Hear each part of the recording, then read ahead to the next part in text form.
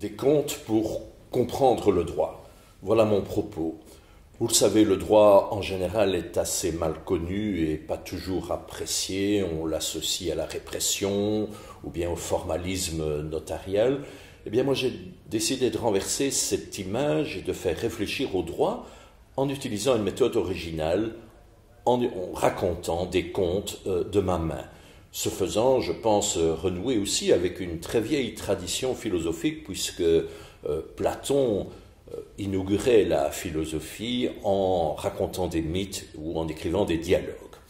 Alors, ce projet qui applique au fond l'idée de Ricoeur, philosophe Paul Ricoeur, qui disait le symbole, le récit, le mythe donne à penser. Donc cette méthode qui articule performance artistique, fictionnelle, et élaboration spéculative, philosophique, cette méthode, je vais la décliner en 6 leçons, qui sont autant de contes qui font réfléchir sur le droit. Alors j'en donne quelques exemples. Dans une première leçon, je posais la question, devait-il y avoir du droit dans l'arche de Noé ? Ben oui, pour assurer la survie de ce petit monde. Alors, Noé en discute sérieusement avec ses passagers et on redécouvre là quelque chose comme le contrat social ou une constituante, c'est-à-dire une délibération sur les principes fondamentaux de la vie en société. Par exemple, le débat, aussi vieux que le droit, entre le droit positif et le droit naturel. Un autre exemple de mes contes porte sur un sujet d'actualité, l'Amérique juridique, entre guillemets, sous le mandat du président américain Donald Trump, qui était très peu juriste.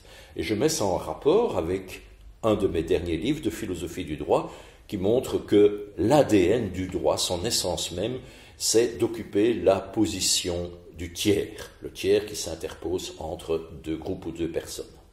Et on montre à l'aide du conte combien cette rationalité du droit est déjouée, mise à mal à l'époque de Trump.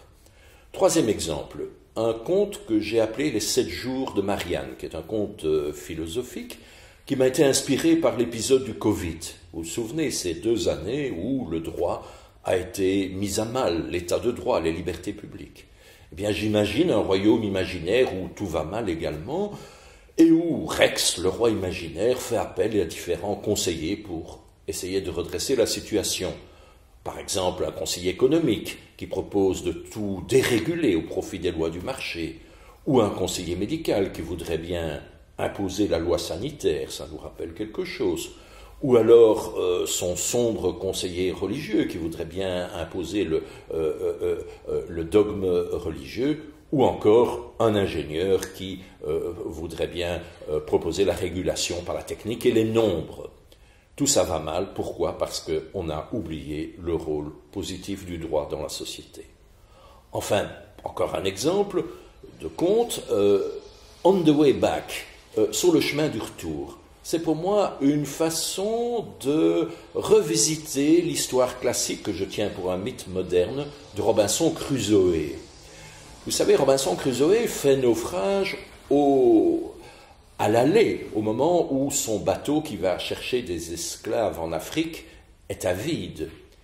Mais je me pose la question, si l'histoire avait été différente et qu'il avait fait naufrage au retour avec son équipage d'esclaves africains, et comme je pousse la transposition jusqu'à dire que son équipage est composé essentiellement de femmes dans une société matriarcale, eh bien c'est une fameuse leçon de vie différente que notre Robinson va apprendre. Il va découvrir une sorte d'osmose avec la nature, si discutée, si nécessaire aujourd'hui. C'est pour moi l'occasion de discuter un thème juridique d'aujourd'hui, le thème des communs. Vous voyez, ce sont quelques exemples parmi d'autres qui me permettent, à partir d'une démarche narrative, de réfléchir à des questions très profondes sur le droit et la société. J'espère ainsi mieux vous faire connaître le droit et, si possible, mieux vous le faire aimer.